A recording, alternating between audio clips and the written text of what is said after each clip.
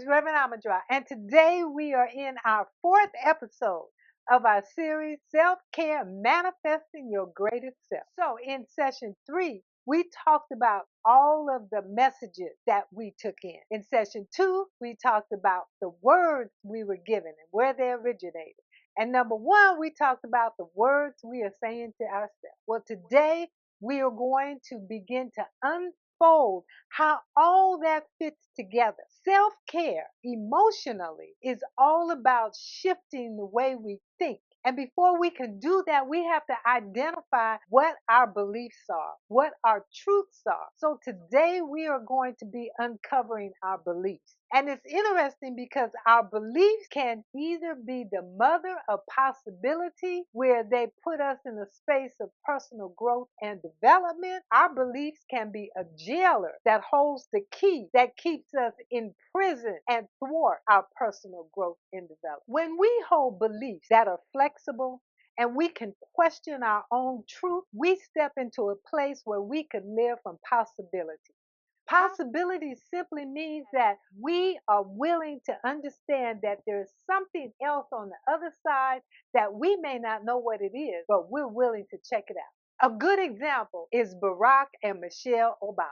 They lived inside of a possibility. They could see that something could be possible for them that had never occurred before, that he could be president of the United States. So they moved forward. And as a result of them stepping outside of the normal belief system and adhering to their own belief system and their own truth, that they were good enough to be in that position, they manifested their greatest self and they opened up the whole world for us. When we step into manifesting our greatest self, not only do we propel ourselves forward into spaces we've never been before, we open the doors so that others could step through. That's all about possibility.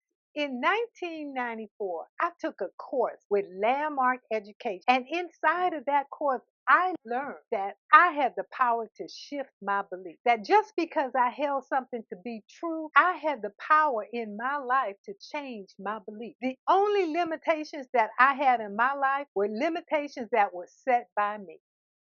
Because I learned that I could shift the way I believe and move forward into possibility, when the opportunity came for me to meet my hero, President Nelson Mandela, in Washington, D.C., I said I was going to go. Even though my belief system said, you can't go, you don't have enough vacation, you don't have enough money, you don't have money for a plane ticket, and even if you got to D.C., where are you going to stay? I did not allow that limiting belief that I held in my head stop me. I moved forward, and as a result, I traveled to Washington, D.C., and when I got in that ballroom where President Nelson Mandela was speaking, I made another decision. I was able to shake the hand of my hero. That would not have happened unless I had learned there are no limitations put on my life, and that the only limitations that were keeping me from being my greatest self were the limitations that I had created.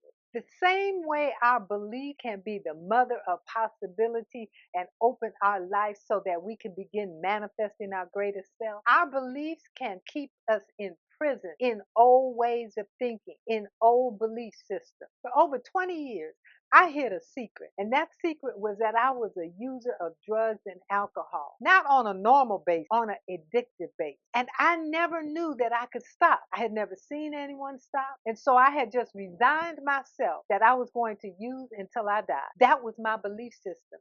I also had a belief that said people who drank too much and people who used drugs were weak-willed, derelict, and a scourge on society. And I did not want to be that. And that belief kept me from seeking help. One day, sitting in a workshop, I heard the definition of addiction. It said it was a man or woman whose life was controlled by drinking alcohol or taking drugs, and that they had the disease of addiction. In that moment, I allowed myself to question that old belief I had that said I was not going to ever be able to stop using drugs and alcohol. I questioned that belief that I wasn't weak-willed or a derelict in society. And as a result, recovery opened up for me. And I began to step into a whole new way of being, a life free from using drugs and alcohol. y'all. That was 37 years ago. And for 37 years, I have been manifesting my greatest self. All because I realized I could shift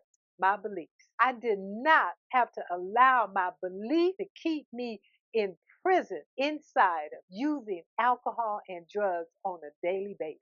So today, I want you to ask yourself the question, what beliefs are holding you back, keeping you imprisoned inside of behaviors that are preventing you from manifesting your greatest self? When you can begin to identify those beliefs, you have the opportunity to make new beliefs and have a life that opens up where you can begin to live from possibility. One of the first steps towards emotional self-care is allowing yourself to begin to question and move them to the side so that new beliefs can emerge. Because when new beliefs emerge, you have an opportunity to begin to live the life you've always wanted to live. And sometimes we don't even know what beliefs we have. That is why it's important for us to look at the messages that we're giving ourselves. Because when we begin to look at the words we say to ourselves and how those words have developed into messages, you will begin to be able to identify your belief system. As long as we're holding old, outdated beliefs and hanging on to truth that no longer serve us, we don't have the mental space for anything new to come in. Information will just go right past us because our mind is so stuck on believing something that we made up when we were 12 years old. It's keeping us from being our greatest self at whatever age you are today. So I invite you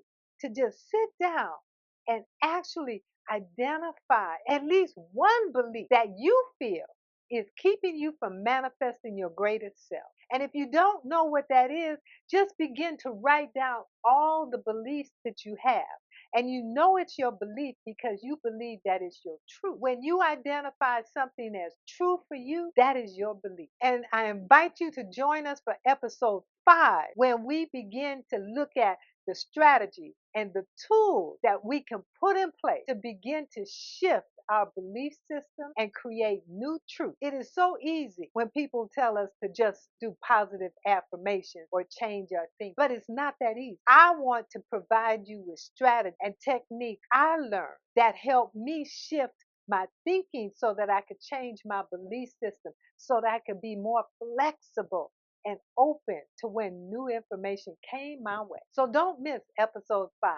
And if you don't have a copy of my book, The Uncrowned Queen Reclaims Her Throne When a Black Woman Breaks the Silence, please pick up that copy. In that book, you will see time after time after time how I shifted my belief so that I could begin to live my greatest life. Also, pick up a copy of the journal. That is what keeps me centered on a daily basis because this is lifelong work. This work is ongoing. It is not something you do one time and you are finished with it. Like I always ask you to do, send this video out to other sisters because all of us need to be able to manifest our greatest self. We have gifts that the world are waiting to receive. And as long as we're holding on to old beliefs and old truth, we will not be able to provide the world with the gift that we are. And don't forget, subscribe to this channel. Thank you for joining me today. Blessings.